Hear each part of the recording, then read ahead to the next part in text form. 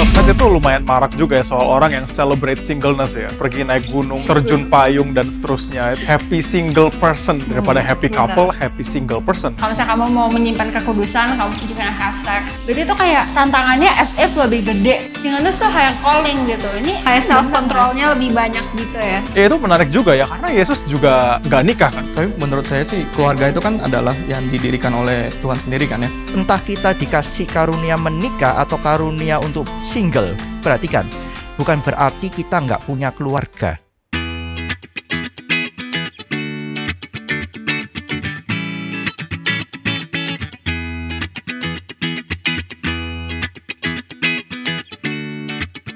Halo teman-teman, bertemu lagi dengan kami di acara YOLO at GRI Karawaci. You Only Live Once. Di sini kita akan membahas tema khusus terkait juga dengan pergumulan teman-teman mungkin yang sedang menjalani relasi single. Nah, di sini ada Kelly, remaja SMA kelas 12. Hai Kelly. Lalu ada Tania juga. Tania adalah mahasiswi. Hai Tania. Hai. Dan di sini kita juga bersama dengan Andre, seorang pemuda dan pekerja. Andre.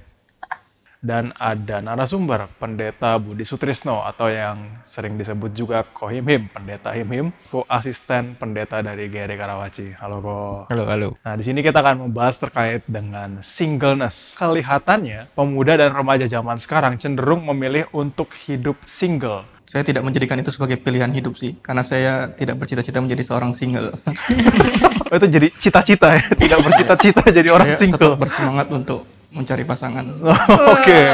Mamaku kan 3 bersaudara, terus kakaknya sama adenya dua-duanya sampai sekarang tuh masih single. Jadi menurutku single itu bukan sesuatu yang salah juga gitu. Cuman kalau aku sendiri pribadi aku pengen nikah. Singleness sendiri itu memang fenomena yang melunjak banget ya zaman sekarang ya. Cuma mungkin kalau bicara tentang aku personally, untuk sejauh ini aku nggak ngerasa singleness is something wrong.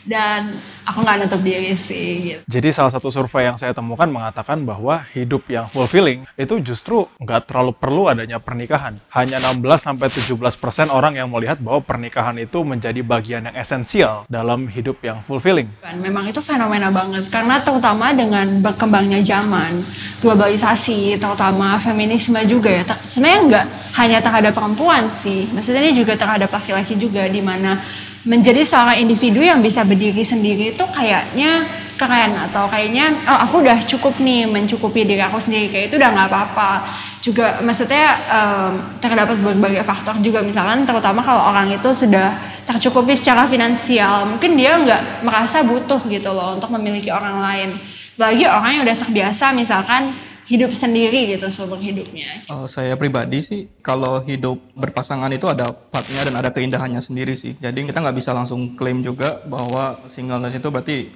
kita karena udah fulfill terus kita jadi tidak memilih untuk tidak menikah gitu. Karena tetap ada kebahagiaan yang kita nggak bisa rasakan kalau kita lagi single gitu. Makanya pengen cari cewek ya kok? Yes. Pengen Tapi kan maksudnya kalau dalam relasi itu kita jadi sangat terbatas ya, sangat diikat dengan perjanjian lah, komitmen lah dan sebagainya. Itu kan nggak berjiwa muda banget ya, jiwa freedom fighters. Wah, ingin bebas. Saya banyak baca di Alkitab sih terkait dengan isu pasangan hidup ya. Tapi tema singleness ya. Ada ya di 1 Korintus ya, ini memang membahas banyak juga tentang, ada hubungannya juga dengan pasangan hidup, tapi ini juga berhubungan dengan Paulus yang merupakan seorang single. Mungkin ini masih menjadi perdebatan ya, baik dia itu single menjadi pilihan dia atau single karena mungkin dia ditinggalkan istrinya atau mungkin dia duda. Tapi ini mereka dibahas di situ bahwa waktu itu 1 Korintus 7 kalau nggak salah. Iya, kalau 7 ya kalau nggak salah. Ayo kita buka Kita yuk. buka ya. 1 Korintus 7. Oh iya, 1 Korintus 7 ayat 1 sampai 16 ya. Tadi panjang sekali ya. Ayat hafalan. Oke, kita mungkin baca beberapa ayat pertama ya. Dan sekarang tentang hal-hal yang kamu tuliskan kepadaku adalah baik bagi laki-laki kalau ia tidak kawin. Tapi mengingat bahaya percabulan, baiklah setiap laki-laki mempunyai istrinya sendiri dan setiap perempuan mempunyai suaminya sendiri. Ini yang dimaksud oleh Kelly gitu? Bukan. 7, 8, 9 ya. Iya 7.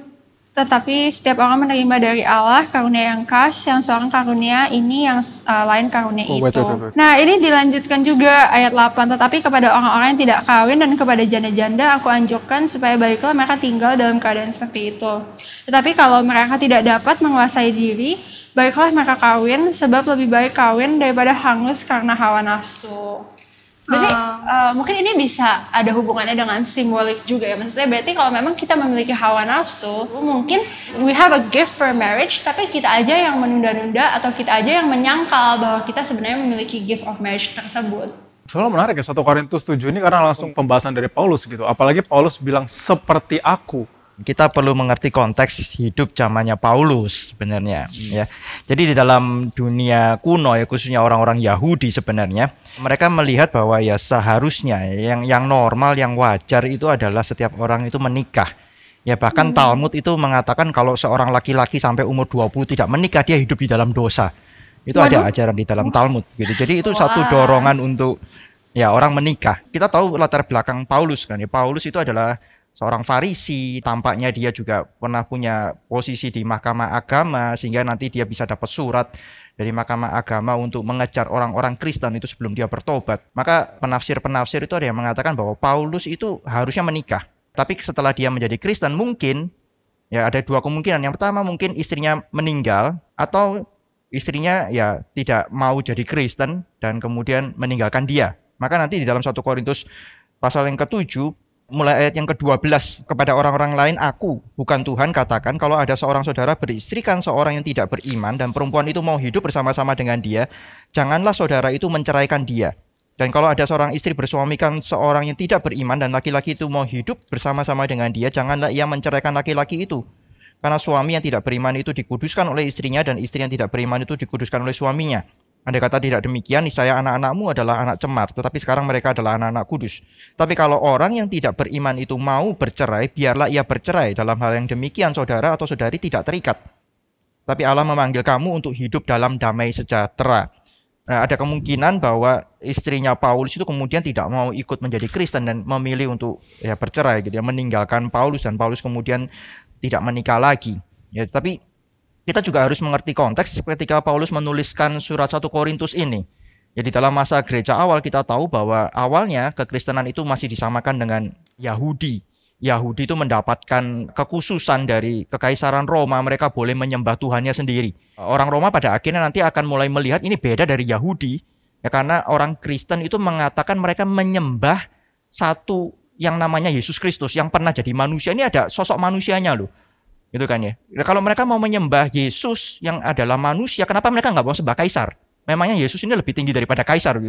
Kalau kita mengerti cara pemikirannya orang Roma, kita mungkin juga nggak bisa terima kenapa orang-orang Kristen ini mau sembah Yesus tapi nggak mau sembah kaisar. Nah maka kemudian mulailah muncul penganiayaan. Bukan cuma dari orang Yahudi yang menganggap kekristenan itu bidat, sesat, tetapi juga dari orang-orang Roma yang menganggap ini bukan agama Yahudi nih. Jadi sebenarnya nggak ada hak, nggak ada kekhususan bagi mereka karena yang dikasih kekhususan itu cuma orang Yahudi saja. Nah, maka kekristenan mulai mengalami penganiayaan dan Paulus itu mengatakan mengingat ya, kesulitan-kesulitan yang akan lebih banyak kalau orang itu menikah ya, maka untuk kondisi itu, untuk situasi itu ya lebih baik tetap dalam keadaannya. Sebenarnya Paulus mengatakan tetap dalam keadaanmu. Yang belum menikah ya tidak menikah, sama seperti aku, sama seperti Paulus. Tetapi kalau orang sudah janji mau nikah dengan gadisnya, dengan tunangannya gitu kan, ya tepati janji gitu kan ya. Di sini Paulus memberikan satu pengajaran yang di dalam konteks zamannya yang kita perlu mengerti.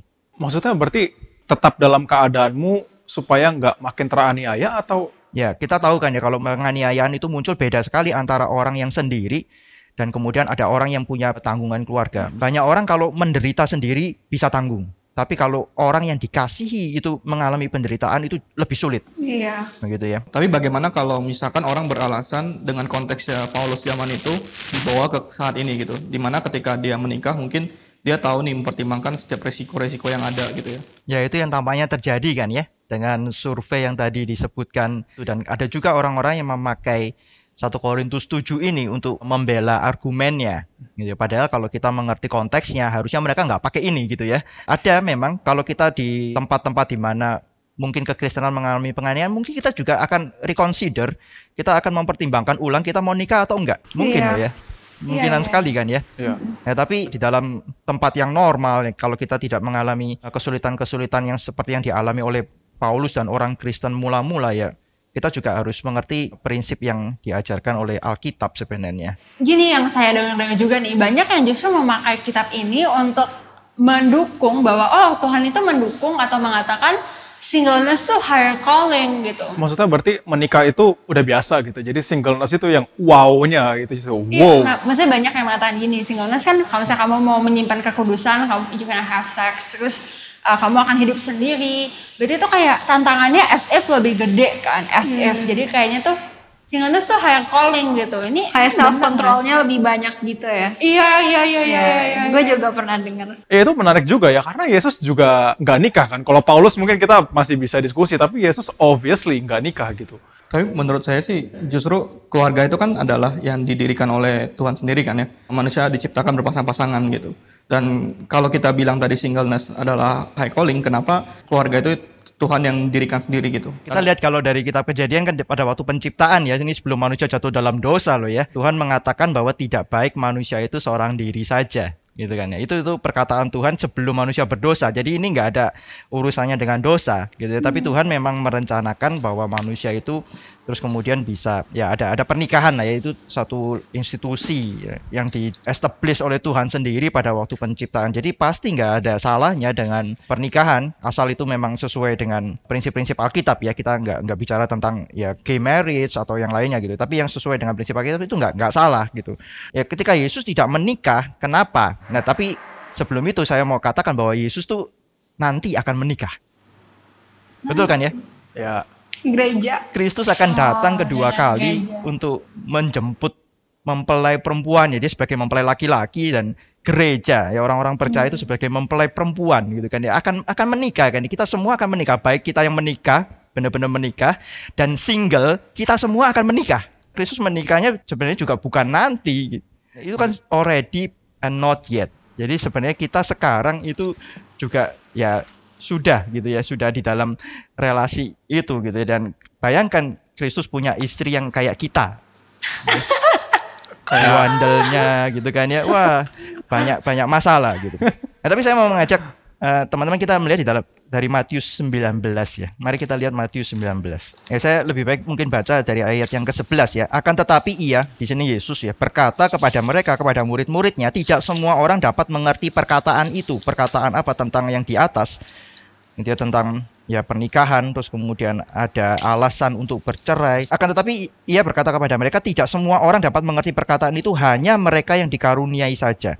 Ada orang yang tidak dapat kawin karena satu, ia memang lahir demikian dari rahim ibunya, dan dua, ada orang yang dijadikan demikian oleh orang lain, dan tiga, ada orang yang membuat dirinya demikian karena kemauannya sendiri oleh karena kerajaan surga. Siapa yang dapat mengerti, hendaklah ia mengerti. Nah, di sini Yesus memberikan 3 kondisi ya. Dunia sudah jatuh dalam dosa. Ini satu realita yang ya kita harus terima begitu ya.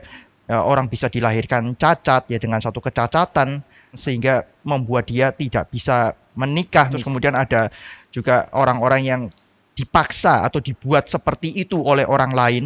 Ya mungkin misalnya di dalam dunia kuno itu kalau laki-laki yang mau tinggal di dalam istana itu menjadi kasim. Tapi yang ketiga ini saya rasa yang berkaitan dengan tema yang kita bahas begitu ya. Kalau orang itu memang dikaruniai, ya ini sekali lagi dikaruniai, mendapat gift of singleness. Itu adalah karena yang ketiga ini, dia oleh karena kemauannya sendiri. Karena apa? Bukan karena dia mau sendiri gitu ya, bukan, tapi untuk kepentingan kerajaan surga. Karena kerajaan surga. Jadi bukan orang yang single karena nggak mau repot. Tapi Pak mau nanya, Ya. kalau misalnya dia nggak ketemu yang cocok gimana Pak? Kalau kita kembali ke 1 Korintus 7 kan Paulus mengatakan, tapi kalau orang itu terbakar hawa nafsu, maksudnya ada keinginan seksual begitu ya, itu sebenarnya tanda bahwa dia tidak mendapatkan gift of singleness. Harusnya dia menikah. Tapi sekali lagi ya, ada realita ya, seringkali di dalam dunia yang berdosa ini ya, entah salah kita karena ekspektasi terlalu tinggi, atau mungkin juga ada orang lain juga mungkin juga punya ekspektasi terlalu tinggi dan kita di bawah radar, nggak ada orang yang tertarik dengan kita, dan kemudian ya akhirnya single. Saya pikir itu menarik ya kok, maksudnya untuk lihat ada gift of singleness kok. Berarti ada satu konteks di mana memang single itu juga jadi satu hal yang memuliakan Tuhan gitu ya kok ya. Iya, ya kalau kita lihat di Matius pasal yang ke-19 ini, justru orang itu tahu persis bahwa Tuhan memanggil dia untuk, ya ini kalau di sini dikatakan karena kerajaan surga kan ya, untuk melayani Tuhan sepenuh hidupnya, dia memfokuskan hidupnya untuk pelayanan. Nggak semua orang dipanggil seperti itu.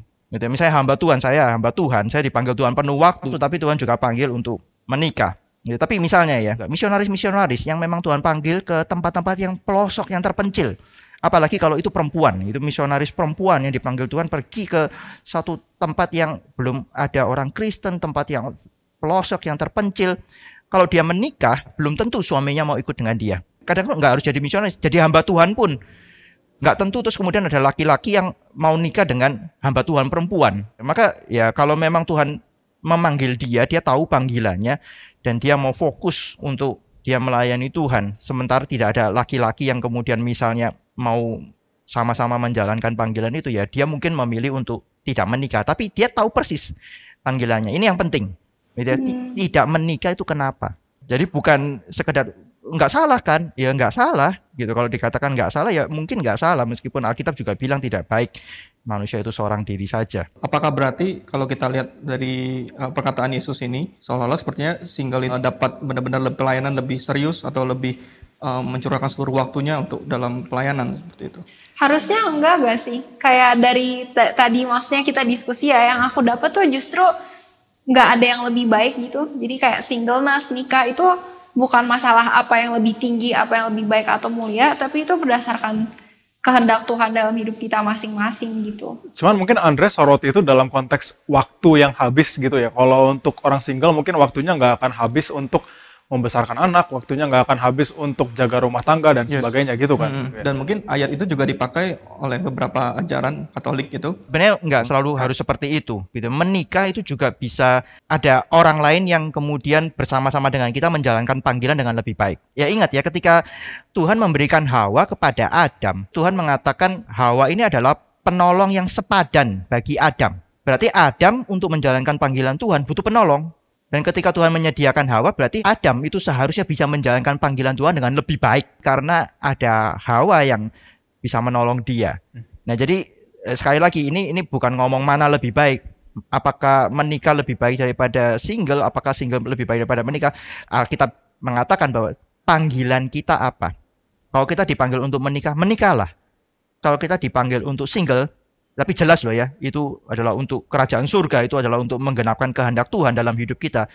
Ya single, gitu ya. Kalau Tuhan memberikan karunia itu kepada kita.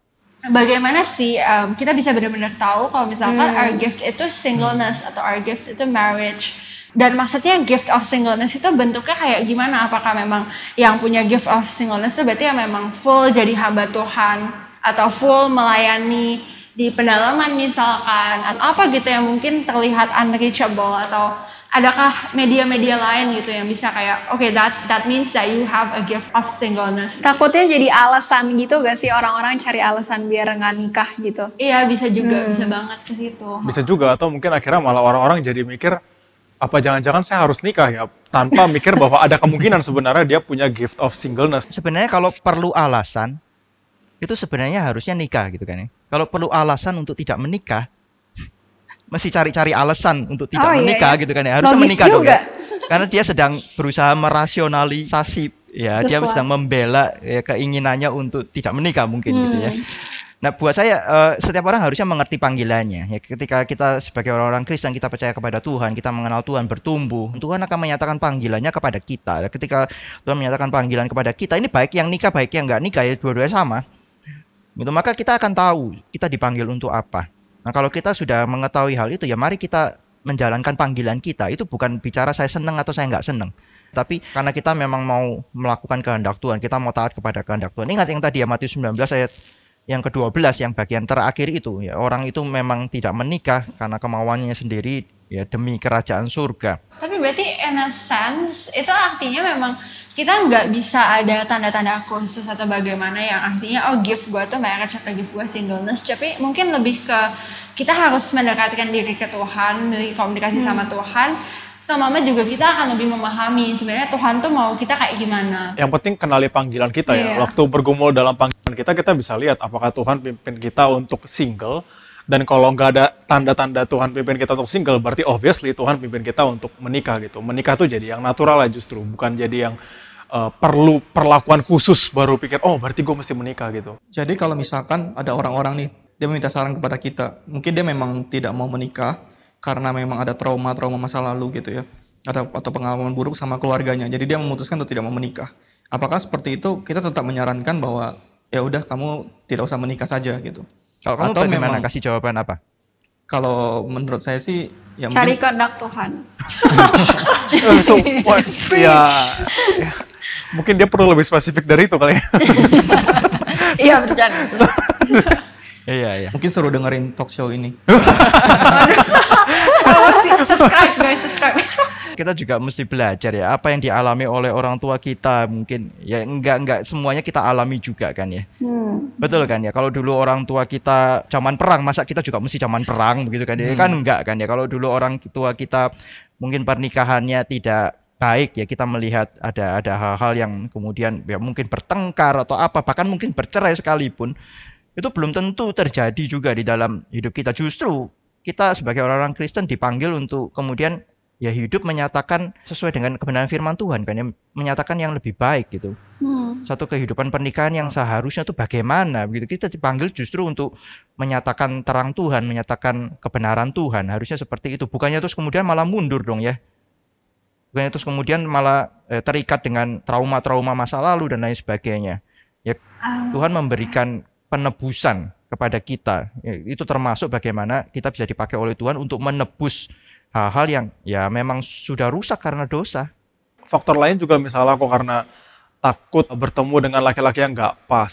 Misalnya khawatir karena nanti membesarkan anaknya jadi nggak bener. Ya daripada saya meresikokan semua itu, lebih baik udah single aja, jangan nikah gitu. Ya, kalau lebih itu jangan keluar safe. rumah. Kalau keluar rumah bisa ketabrak mobil, bisa ketimpa pesawat, bisa Ketimpa pesawat. betul kan ya? Tapi kan itu lebih bisa dihindari kok dibandingkan tiba-tiba pasangan kita jadi. Kenapa? Kan kadang-kadang berubahnya tuh betul-betul drastis sebelum dan Kok sudah bisa yakin itu pasti terjadi? khawatir kok. Khawatir. Nah sebenarnya berapa banyak kekhawatiran kita yang terjadi? Nggak banyak sebenarnya, sangat kecil, sangat sedikit. Kita mungkin terlalu banyak kekhawatiran. Ketika kita khawatir, hati-hati ya, itu berarti menunjukkan bahwa kita kurang iman juga loh. Kita nggak bisa mempercayakan hidup kita, masa depan kita kepada Tuhan. Kita nggak berani menjalankan prinsip kehendak Tuhan yang jelas dinyatakan di dalam Alkitab karena khawatir. Kenapa nggak menginjili? Nanti kalau ditolak gimana? Kalau dipukul orang gimana? Misalnya, terus kemudian oh ya sudah lebih aman di dalam rumah gitu ya, dalam kamar nggak, ya diem-diem aja, nggak usah memberitakan Injil, nggak usah pelayanan, nggak usah ke gereja begitu kan ya karena takut COVID. Bener juga. Setuju. Iya juga sih. Mungkin aku agak trace back sedikit yang kita sempat bahas, tapi belum sempat diperpanjang. Itu yang masalah dengan keluarga gitu. Kan tadi mungkin Kohimim sempat sebut sedikit bahwa apa yang terjadi kepada orang tua kita belum tentu terjadi kepada kita, dan mungkin membawa kembali yang seperti mereka perang, kita belum tentu perang juga. Cuma misalkan kita tumbuh di keluarga yang broken home, atau kita tumbuh di abusive family, atau mungkin bapaknya nggak kerja atau bagaimana, itu kan sebagai anak-anak yang nih usia dari usia 1 sampai usia 5 itu kan benar-benar fundamental years kan, dimana seorang anak itu membutuhkan suatu topangan atau seseorang yang dia sandarkan gitu. Nah, dan dengan child development ini dia sudah mengalami misalkan orang tuanya dari kecil udah abusive atau sudah cerai gitu. Bukankah ini menjadi suatu hal yang tidak semudah itu gitu? Karena maksudnya as much as kita bisa bilang, oh kan apa yang terjadi pada orang tua kamu belum tentu terjadi pada kamu, tapi bayangin deh kamu menghidupi hal ini gitu. Jadi as much as kita sebagai orang luar bisa bilang lihat dunia luar, tapi anak itu belum tentu bisa melihat dunia luar karena dia tersangkut di dunia dalam itu gitu. Kalau misalnya kayak gitu gimana kok? Mungkin lebih ke arah karena masa kecilnya atau masa lalunya yang broken home, jadi itu membentuk kepribadiannya juga gitu kali ya. Iya itu. Sebenarnya trauma personal ini kan bukan hanya dalam kasus keluarga sebenarnya, kan dalam kasus single, tapi dalam banyak sekali aspek ini bisa seringkali jadi muncul dan jadi bermasalah, sehingga iya kok ini menyikapinya gimana? Saya cuma pikir menyikapinya itu dengan coba untuk bawa orang yang bersangkutan melihat ini ya, melihat kepada kasih Kristus gitu, yang bisa melampaui segala trauma yang dialami, yang bisa menyembuhkan bahkan hal-hal yang secara medis atau secara psikologis mungkin nggak bisa disembuhkan gitu. Orang pikir personal trauma nggak mungkin hilang lah gitu. Berarti lebih baik memang menyelesaikan traumanya dulu, baru setelah itu menikah gitu. Atau malah mungkin justru bertumbuh dengan pasangannya untuk melihat bagaimana trauma itu akhirnya bisa di-settle sebagai satu hal yang oh ini dalam pimpinan Tuhan dan pemeliharaan Tuhan, bukan jadi trauma yang mutlak harus saya pegang terus, harus saya pelihara dan harus saya pertahankan gitu. Ini bukan jawaban yang mudah untuk diterima tentu, tapi saya pikir Ya, tadi yang dibicarakan itu realita dosa ya. Realita dosa dan bagaimana itu mempengaruhi kehidupan kita. Itu bukan sesuatu yang kita sangkal, enggak. Justru kita menyadari hal itu dan kemudian satu-satunya jalan keluar itu adalah Kristus. Saya punya teman ya yang di-abuse sama papanya. Papanya demikian keras kepada dia sehingga terus kemudian dia punya personality disorder gitu ya. Kalau sedang kita sebut kumat gitu ya. Wah, itu dia seperti orang lain, benar-benar seperti orang lain. Bicara itu bisa maki-maki orang dan lain sebagainya. Tapi kalau dia sedang baik itu dia sebenarnya orang yang sangat baik, sangat nice person. Yang mengagetkan bagi saya adalah dia nikah. Ada perempuan yang bukan perempuan yang nggak laku, sebenarnya cantik, begitu ya, pendidikan tinggi, punya pekerjaan yang baik, seorang dokter. Terus kemudian menikah dengan dia, dan ini bukan berarti dia sudah sembuh terus kemudian baru menikah, tidak. Itu ya istrinya tuh menerima dia apa adanya. Ini bahkan teman saya pernah pergi gitu ya, meninggalkan keluarganya itu berminggu-minggu, pergi keluar kota, pergi kemana juga nggak tahu gitu, sampai dicari akhirnya ketemu itu sudah di luar pulau gitu ya. Terus tapi kemudian ya diajak pulang lagi. Itu beberapa kali terjadi, tapi istrinya ya mengasihi dia sungguh-sungguh, punya anak dan sekarang ya punya kehidupan yang baik ya. Tampaknya semakin lama dia semakin bisa mengatasi hal itu. Nah ini menurut saya itu bukan usaha kita, itu bukan kemampuan kita untuk kemudian kita bisa sembuh dari trauma-trauma seperti itu. Tapi kalau kita datang kepada Kristus, Kristus itu menjanjikan kepada kita ini kan ya, hidup yang baru ya. Ada pemulihan yang kita dapatkan di dalam Kristus. Kita bukan cuma berdamai dengan diri kita berdamai juga dengan orang lain, termasuk dengan orang tua kita yang mungkin membuat kita trauma. Berdamai dengan orang-orang lain yang mungkin membuat hidup kita tuh ya pernah pahit gitu ya. Kita bisa mengampuni mereka karena kita tahu kita sudah diampuni oleh Kristus. Kita diterima oleh Kristus apa adanya, kita bisa kemudian juga menerima ya orang-orang yang pernah kemudian mungkin bersalah kepada kita dan seterusnya, kita bisa mengampuni mereka. Saya rasa ini hal yang indah justru, yang kita cuma bisa dapatkan di dalam Kristus karena Tuhan memberikan pemulihan. Tuhan mengasihi kita dan Tuhan itu memberikan pemulihan kepada kita. Tuhan juga yang menguatkan kita, terus menopang kita di dalam perjalanan hidup kita bersama dengan Dia. Tapi kita mungkin juga perlu berpikir ya, bagaimana dengan orang-orang yang kepengen menikah tapi terus ya nggak kesampaian gitu ya, karena nggak ada orang yang tertarik dengan dia, akhirnya dia nggak menikah. Ya kita juga perlu care terhadap orang-orang seperti ini.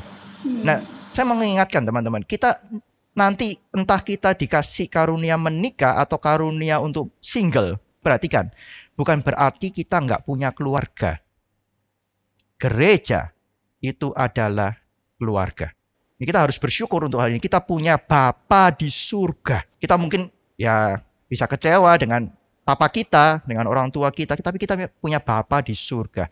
Kita punya keluarga, yaitu gereja yang disediakan oleh Tuhan bagi kita. Jadi kita perlu memperhatikan mereka yang single, baik karena mereka dipanggil untuk single, ataupun mereka yang terpaksa single. Ya realita memang ada kan ya. Kita perlu memperhatikan. Kita juga perlu memperhatikan mereka yang menikah, karena mereka yang menikah dia juga punya pergumulannya sendiri. Tadi kita juga sudah bahas kan ya, banyak pergumulan juga orang-orang yang menikah. Nah, kita perlu saling memperhatikan, kita perlu saling mendukung karena kita ini sebenarnya satu keluarga.